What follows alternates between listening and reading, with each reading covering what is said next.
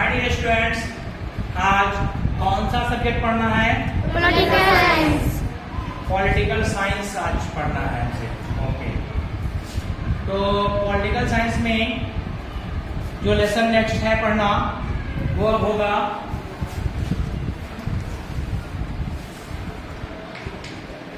लोकतंत्र के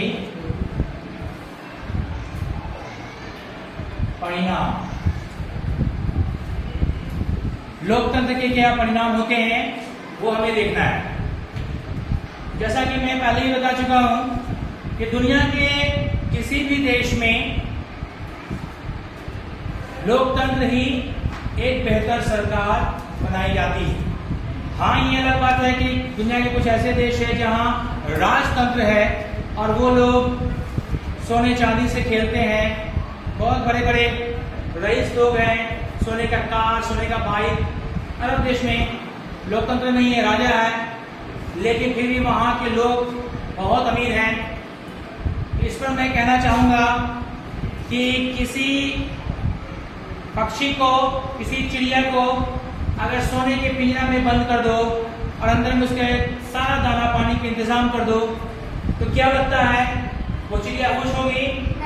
नहीं, क्योंकि वो आजाद पंछी बन के नील गगन में उड़ने का, जंगल में फिरते रहने का उसका आजादी समाप्त हो गया। उसी तरह से जहां लोकतंत्र नहीं है वहां बाहर से देखने में तो अच्छा लगता है, लेकिन जब वहां अंदर जाओ तो पता चलेगा संगठन बनाने की आजादी नहीं है, कुछ बोलने की आजादी नहीं है, कुछ लिखने की आजादी नहीं है। इसलिए हर हाल में लोकतंत्र ही बेहतर है और लोकतंत्र का परिणाम हमेशा अच्छा ही आता है। अब देखना ये है कि लोकतंत्र, जैसा कि आप लोग जानते हैं, इब्राहिम लिंकन ने क्या कहा था? Of the people, for the people and by the people. Yes, जनता का, जनता के लिए और जनता के द्वारा चुनी गई सरकार है। तो जनता जो चुनती है सरकार तो लोकतंत्र कायम होता है। लेकिन जिस तरह एक हाथ की पांचों उंगली बराबर नहीं है, वैसे ही जनता भी तो एक जैसी नहीं है। कोई काला होगा, कोई गोरा होगा, कोई अमीर होगा, कोई गरीब होगा, कोई महल में होगा, कोई झोपड़ी में होगा, कोई महिला है, कोई पुरुष है। सबका अलग अलग दिमाग है, तो सबकी अलग अलग सोच है। ऐसे में कोई एक पार्टी है और सभी लोग उसी को वोट देते हैं, ऐसा तो हो ही नहीं सकता है। दुनिया में ज्यादातर जगह विकसित देशों में दो पार्टी है और हमारे देश और जैसे कई देश हैं जहां अनेक पार्टियां हैं। तो मैं तुम्हें बताना चाहता हूं कि लोकतंत्र में जब हम लोग वोट देते हैं तो उसमें जो भी पार्टी चुनते हैं, मैं केवल भारत की बात नहीं कर रहा हूं, पूरे संसार की बात कर रहा हूं। दुनिया में 200 से ज्यादा देश हैं। तो जहां राजतंत्र है उसको छोड़ के जहां लोकतंत्र है वहां जनता की सरकार कैसे बनती है, जनता सरकार चुनने से पहले क्या सोचती है, ये जानना जरूरी है। हर वो जनता को ये बात जानना चाहिए जो वोट देने जा रहा है, चाहे वो ज्यादा पढ़ा लिखा नहीं है, चाहे वो, देखो अगर अंगूठा छाप तो किसी को होना नहीं चाहिए। आज के दौर में 80% से ज्यादा साक्षरता आ रही है हमारे देश में, फिर भी कुछ लोग निरक्षर हो सकते हैं।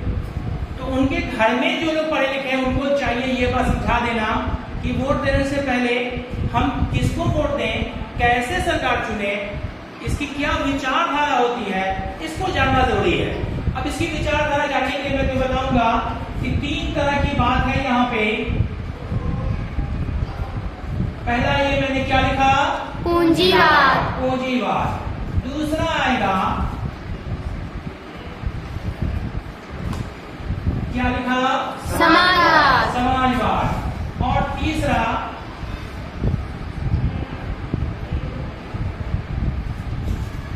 क्या लिखा? साम्यवाद। साम्यवाद। चलो पहले 5 बार बोलो सब कोई। पूंजीवाद, समाजवाद, साम्यवाद। पूंजीवाद, समाजवाद, साम्यवाद। पूंजीवाद, समाजवाद, साम्यवाद। पूंजीवाद, समाजवाद, साम्यवाद। पूंजीवाद, समाजवाद, साम्यवाद। पूंजीवाद, समाजवाद, साम्यवाद। शाबाश। तो अभी तुम लोग समझ गए ये 3 पॉइंट। इसी 3 पे दुनिया चल रही है। सबसे पहले देखो पूंजीवाद क्या होता है। पूंजी का मतलब होता है पैसा, यानी पैसे वालों की सरकार वो ज्यादातर पैसे वालों के बारे में ही सोचेगी।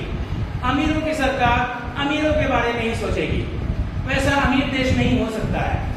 अभी देखो अमेरिका और कई विकसित देशों में वहाँ पूंजीवादी सरकार बनती रहती है, क्योंकि ज्यादातर लोग वहाँ उद्योगपति हैं, करोड़पति हैं, बहुत पैसा है, तो वो लोग पैसे वाले को सपोर्ट करते हैं और ऐसे देशों में पूंजीवादी सरकार बन जाती है। दूसरा क्या पॉइंट मैंने बताया था? समाजवाद। लेकिन इसको छोड़ के मैं तीसरा पे आता हूँ, क्योंकि ये अमीर था, जिसका उल्टा पूछे क्या होता है तो बोलोगे गरीब। तो गरीबों की सरकार, किसान मजदूरों की सरकार, इस तरह से ऐसी सरकार अगर हम बनाते हैं तो उसे साम्यवाद कहते हैं।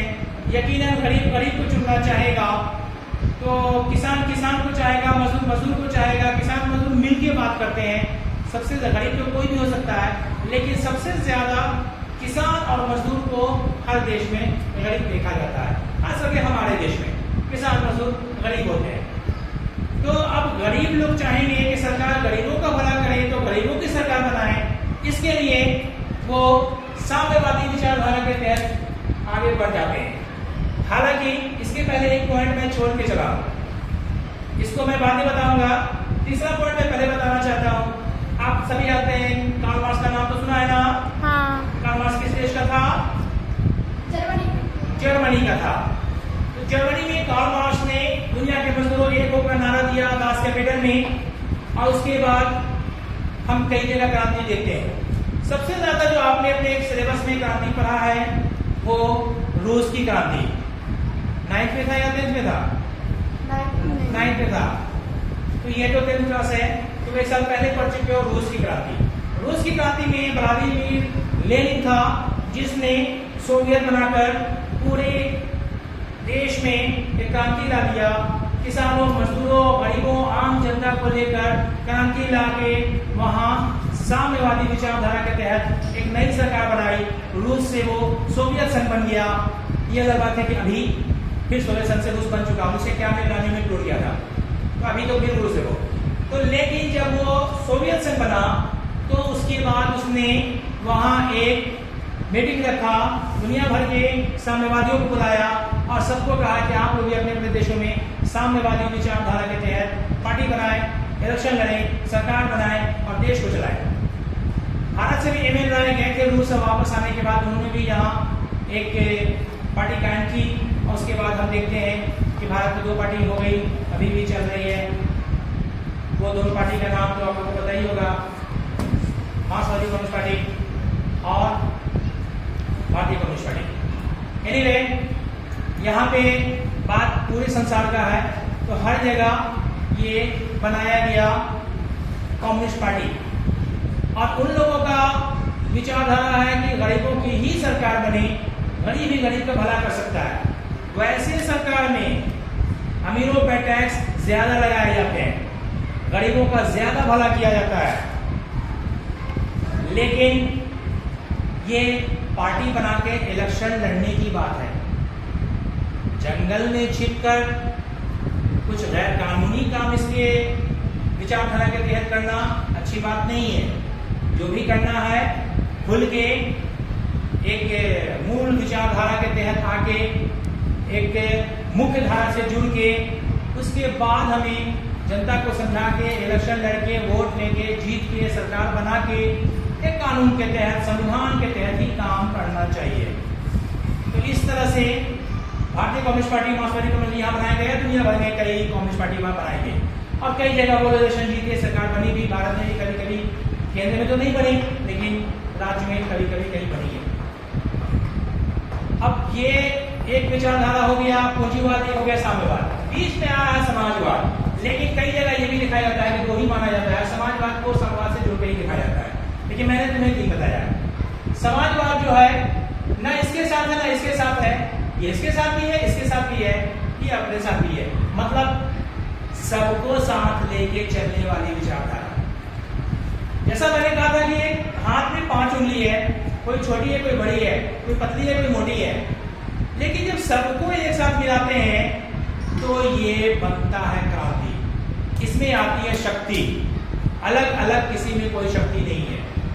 तो समाज में हर कोई है, अमीर गरीब, मध्यम दर्जे का, हिंदू मुस्लिम सिख ईसाई, बैकवर्ड फॉरवर्ड, हर तरह के लोग हैं। जब सबको मिलाकर एक साथ जोड़ दें तो ये समाजवाद है। और हमारे देश में पार्टी कोई भी हो, मोटा मोटी सब समाजवादी ही होते हैं और सभी लोग सभी का विकास, सभी का साथ, ऐसा बात करते हैं। इस तरह से हमारा देश समाजवादी है। समाजवाद में एक से एक बड़े बड़े नेता हमारे यहाँ गुजरे हैं। पार्टी कोई भी रहे, लेकिन विचारधारा हमारे देश की जो मूल विचारधारा है वो समाजवादी विचारधारा ही है और यही सबसे बेहतर है, क्योंकि देश के विकास में सबका हाथ होता है। कोई अमीर है तो हमें उससे नफरत नहीं करना चाहिए, क्योंकि जो जितने ज़्यादा अमीर है वो उतने ज़्यादा टैक्स देता है और टैक्स देता है तो ही हमारा गरीबों का रोटी कपड़ा मकान बनता है, किसी को फ्री अनाज मिलता है, किसी को फ्री मकान मिलता है, चाहे एक कमरे दो कमरे का ही सही। जैसे भी हो, देश का विकास करने में अमीरों का भी काफ़ी बड़ा हाथ होता है और गरीब का भला नहीं होगा तो फिर देश कैसे आगे बढ़ेगा? क्योंकि देश में सबसे ज़्यादा गरीब लोग होते हैं, तो हमें गरीबों को भी लेके बढ़ना है। किसी भी एक दर्जे को, किसी भी एक तबके को छोड़ के नहीं बढ़ाया जाता। यहाँ सबको साथ लेके बढ़ाया जाता है और जब सबको साथ लेके बढ़ते हैं तो वो समाजवादी विचारधारा होती है और इसी के तहत काम करना चाहिए। तो इस तरह से मैंने तुम्हें तीनों विचारधारा के बारे में बताया, पूंजीवाद, समाजवाद, समसाम्यवाद। अब तुमको अपना दिमाग लगाना है कि अगर तुम चाहते हो किसी देश में अमीरों की सरकार बने तो कौन सी पार्टी अमीरों वाली है? तुम चाहते हो किसी देश में गरीबों की सरकार बने, केवल गरीब का ही राज हो, किसान और मजदूर के सर पे ही तुम ताज पहनाना चाहते हो, तो कौन सी पार्टी वहाँ है साम्यवादी विचारधारा वाली? अगर तुम चाहते हो किसी देश में सरकार सबको साथ लेके चले, सबका साथ, सबका विकास, तो फिर कौन सी पार्टी है जो सबको साथ लेके चल सकती है? समाजवादी विचारधारा के तहत हो सकती है। जब तक ये तीनों विचारधारा के तहत हम सारा पार्टी को नहीं जानेंगे तब तक हम 18 के तो हो जाएंगे, वोट देने का अधिकार तो मिल जाएगा, वोट ऐसे दो या ऐसे दो, तुम्हारा वोट चला तो जाएगा, लेकिन उसका अंजाम क्या होगा वो पता नहीं। जैसे तुम कुछ भी खाते हो पेट में तो चला जाता है, लेकिन अगर अच्छी चीज खाते हो तो हेल्थ बनता है, बुरी चीज खाते हो उसका शरीर पे बुरा प्रभाव पड़ता है। वैसे ही समझ बूझ के तुमने सही पार्टी को वोट दिया तो उससे क्या होगा? अच्छी सरकार बनती है। और समझ बूझ के जैसे तैसे किसी को भी दे दिए तो जैसे बुरा खाओगे तो बुरा प्रभाव पड़ेगा, वैसे ही जैसे तैसे दिया हुआ वोट जैसे तैसे सरकार बनेगी और जैसे तैसे देश चलेगा फिर। इसलिए इलेक्शन में जाने से पहले घर के सारे लोगों को पार्टी की विचारधारा की जानकारी होनी चाहिए। जो लोग निरक्षर हैं वो शिक्षित लोग उन्हें समझाएं, बताएं और तब अपनी अपनी मर्जी से वोट को अकेले में दिया जाता है। तुम्हारा कोई भी अपना क्यों ना हो, तुम वहाँ पे साथ में नहीं रहोगे, लेकिन उसको विचारधारा समझाने के बाद ही वोट देने का अधिकार देना चाहिए। एक बार की बात है कि तुम्हारे गांव में एक आदमी मिला तो मैंने पूछा कि आपने अभी झारखंड विधानसभा में किसको वोट दिया था? अब उसको मालूम ही नहीं है कि कौन सी पार्टी होती है, मैंने किसको वोट दिया। उसके अपनी जिंदगी में कम से कम 20 बार वोट दिया होगा, उम्र काफी थी उसकी, लेकिन उसको एक भी पार्टी का नाम नहीं मालूम था। जिसको नाम नहीं मालूम उसको विचारधारा क्या मालूम होगा? इसलिए हर इलेक्शन से पहले तुम लोग अपने अपने घर को ट्रेन करो कि तीन विचारधारा क्या है, कौन सी पार्टी। एनीवे, खत्म करने से पहले मैं फिर यही बोलूंगा कि हर हाल में लोकतंत्र बेहतर है।